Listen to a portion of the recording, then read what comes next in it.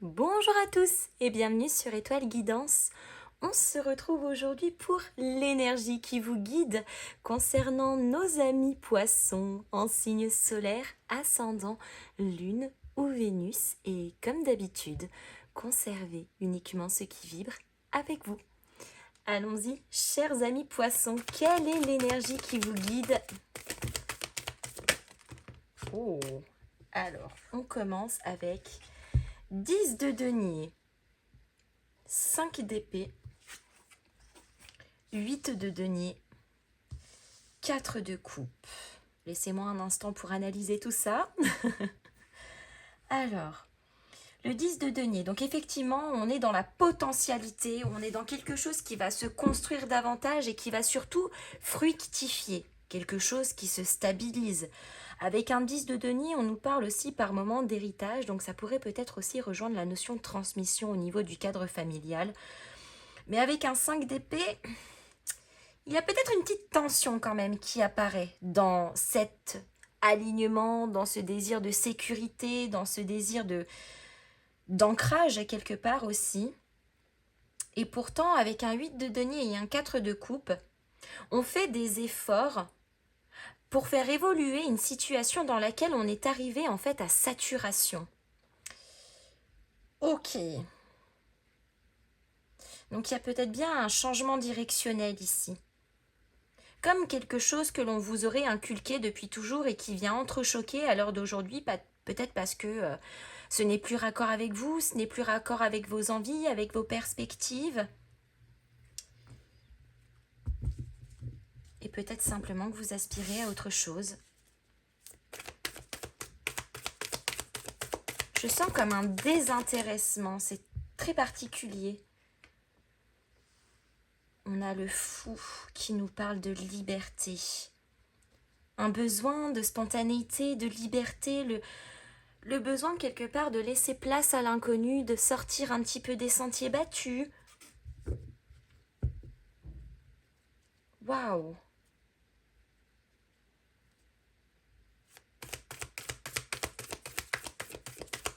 Ok.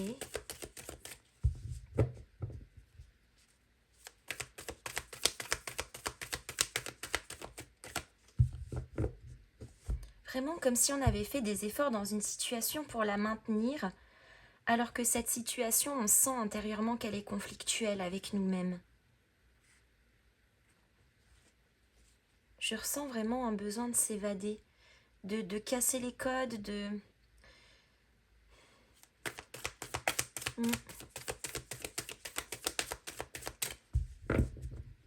suivre surtout vos envies et non pas ce qu'on vous dit ou ce qu'on vous fait croire.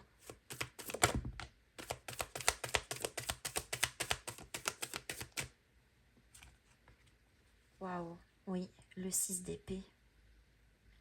Ouais, pour moi, effectivement, il y a une notion d'éloignement et je sais pas pourquoi, mais pour moi, ici, ce 10 de denier, il représente quelque chose qu'on nous a transmis. Donc peut-être une culture, une valeur qui aujourd'hui ne vous correspond plus et qui, quelque part, vous enchaîne.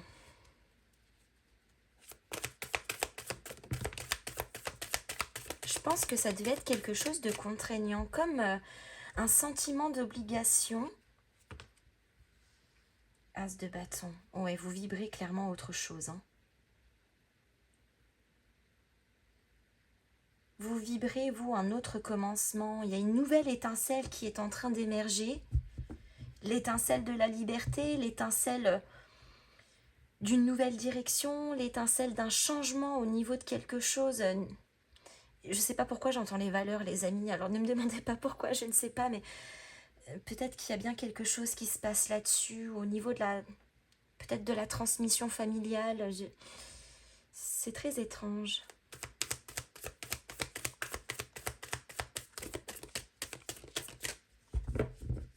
Un besoin de se libérer, alors ça pourrait être peut-être des blessures transgénérationnelles ou des dettes karmiques.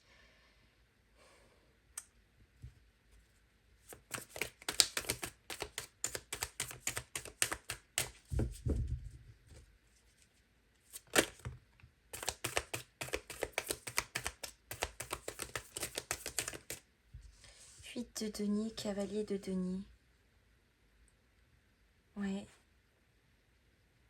Et du coup, on préfère concentrer ses efforts dans notre propre perspective, en faisant preuve de rigueur, de fiabilité, qui est la vôtre, hein, bien évidemment, mais aussi de persévérance.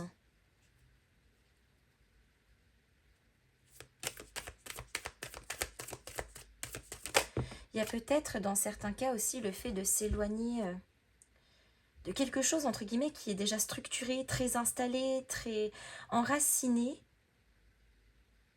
parce qu'on a le sentiment que c'est devenu toxique pour vous. Alors attention, quand je dis toxique, c'est avec des pincettes, mais en tout cas, ce n'était plus un cadre qui vous permettait d'évoluer dans les conditions que vous estimez justes. Ça pourrait être de se détacher, par exemple, d'un entourage, de certaines personnes de la famille, parce que voilà, on vous interdit de faire des choses qui vibrent, que vous trouvez belles et justes. Mais encore une fois, bien évidemment, c'est que l'image, hein, mais il y a comme quelque... En fait, il y a un truc qui vous étouffe. Un politiquement correct qui vous étouffe.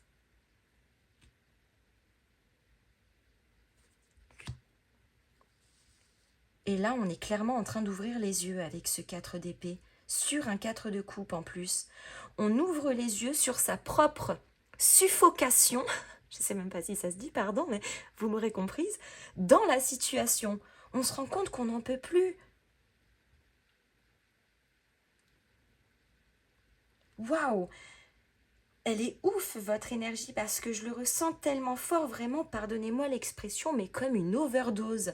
Overdose de croyances limitantes, overdose de choses toxiques, overdose de ce qu'on doit faire, alors qu'en fait, c'est pas ça auquel on aspire. Waouh! Je, je vous avoue que j'en perds mes mots, dis donc. On prend conscience de tout ça et clairement, il y a une mise en retrait, hein. Il y a un éloignement. On sent qu'il y a quelque chose intérieurement qui nous pousse ailleurs. Comme si notre étincelle dans cette situation clairement était en train de s'éteindre. Et que là, il était vraiment une question de... Alors je dirais pas de vie ou de mort, mais quelque part l'étincelle, c'est quand même entre guillemets l'étincelle de l'amour, l'étincelle de l'espoir, l'étincelle de la vie.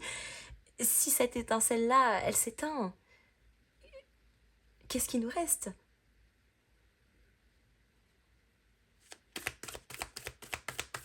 J'en ai des frissons, punaise.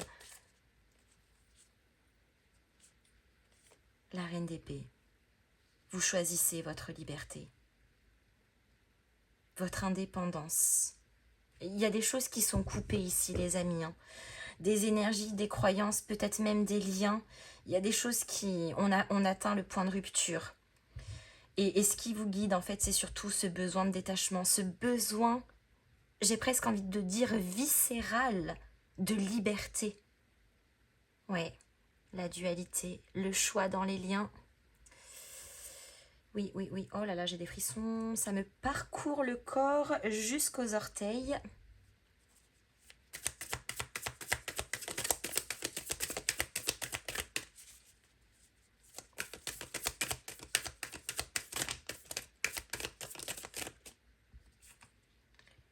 La maladie, ouais, ça vous rend pas bien.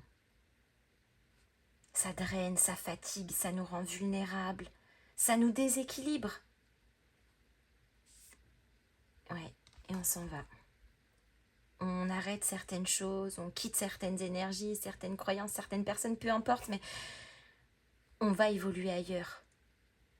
Parce qu'on a envie de s'améliorer, on a envie de progresser, on a envie d'avancer, et on ne peut pas rester dans un environnement qui, quelque part, n'avance pas.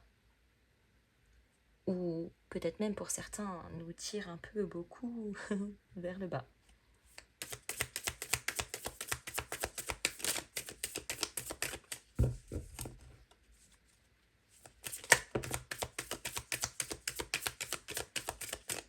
La carte bleue. Faites-vous confiance. Vous êtes sur le bon chemin, les amis. La carte bleue, c'est le bonheur, c'est la joie, c'est la protection aussi. Alors peut-être qu'on se protège, mais c'est aussi l'accomplissement. la réussite.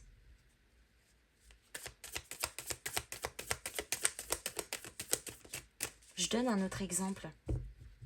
Vous rêvez, j'en sais rien, de faire un CAP mécanique. Allez, soyons fous. C'est votre rêve depuis toujours, vous voulez devenir mécano, vous adorez bricoler. Et puis, alors je rejoins la sphère familiale, hein, mais encore une fois, vous positionnez bien évidemment ces énergies selon votre propre situation. C'est vraiment l'image que je vous donne. Donc, vous êtes là, vous voulez faire votre CAP mécanique parce que vous adorez bricoler. Et puis pour mesdames, vous êtes peut-être plus à l'aise avec une clé dynamo entre les mains qu'avec un tube de mascara. Mais bon, ça, c'est pas le sujet. Et votre entourage, vos frères, vos sœurs, vos parents, vos amis sont là et tout le monde vous dit « Oh non, mais t'es une fille, mais en fait, tu devrais plutôt faire de l'esthétique ou de la coiffure. » Ou vous savez, casser la notion du cliché aussi. Ou alors peut-être que vos parents ont imaginé pour vous de faire des grandes études et puis de vous accomplir dans tel endroit et avec telle personne, alors que vous, ce que vous voulez, bah, c'est peut-être tout l'opposé, mais tout cet opposé, c'est ce qui vous rendrait heureux. Et quelque part ici, on a un petit peu comme la confrontation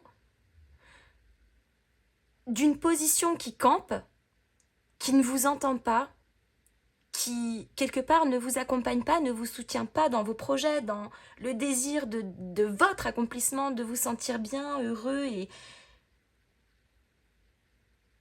et accompli. Et là, c'est le fait de se dire, mais en fait, qu'est-ce que je fais? Est-ce que je renonce à mes rêves? Est-ce que je renonce à moi-même? Est-ce que je renonce à cette étincelle qui vibre à l'intérieur de moi? Parce qu'on m'a dit que c'était pas bien, parce qu'on m'a dit que je devais faire autre chose, parce qu'on m'a dit que je serais plus heureux là-bas ou avec telle personne ou dans telle situation. Non. Personne d'autre, mieux que nous-mêmes, ne sait ce qui est bon et juste pour nous.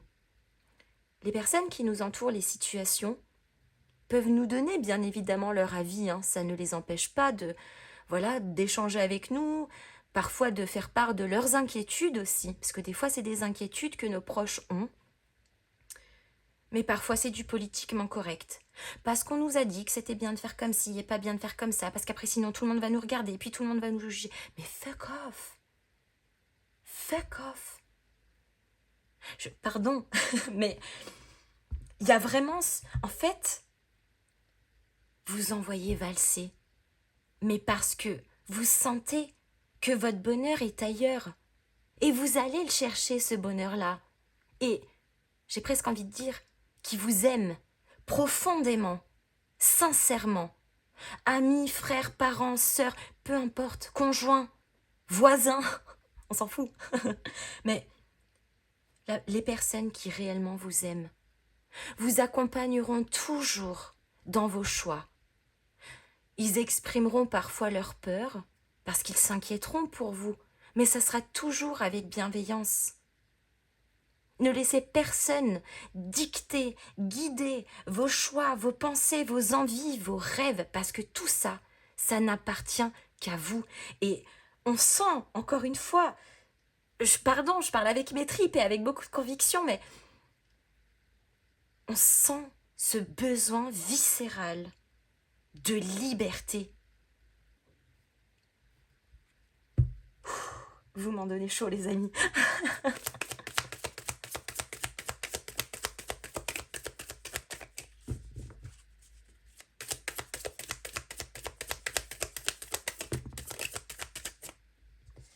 La fatalité.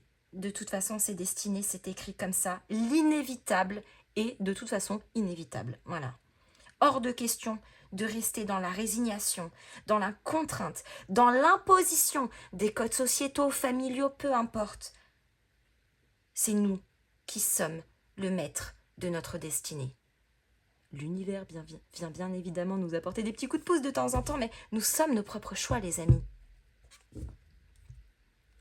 Et là, on a l'héritage, qui rejoint quelque part un petit peu cette notion-là, mais de manière complètement différente.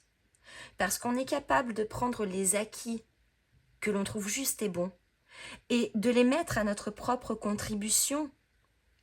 Nos vraies valeurs, celles qu'on trouve belles et justes, et celles que l'on souhaite exploiter davantage. Oui, on parlait d'opposition tout à l'heure. de conflit, d'adversaire, et encore une fois qui rejoint cette notion-là pour moi. Les choix des liens où il va peut-être falloir prendre position. C'est jamais facile, mais la liberté n'a pas de prix.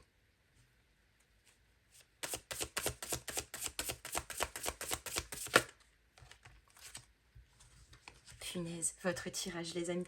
Alors, beaucoup de signes avaient des tirages assez incroyables avec des énergies dingues, très dynamiques, très solaires, très envoûtantes, très passionnantes. Mais alors vous, laissez-moi vous dire que vous êtes l'ultime pépite de cette série. Méditation, retour à l'intériorité, s'écouter soi-même avant d'écouter les autres. Parce qu'encore une fois, personne mieux que vous-même est capable de savoir ce qui est bon et juste pour vous. La confiance, prise de position, choix avec assurance. Waouh, dingue! Vous êtes incroyables. Les amis, je m'arrête ici. J'espère que cette guidance vous aura plu. N'hésitez pas à me mettre vos petits pouces en l'air, à me faire vos retours dans les commentaires, à booster et à partager cette vidéo.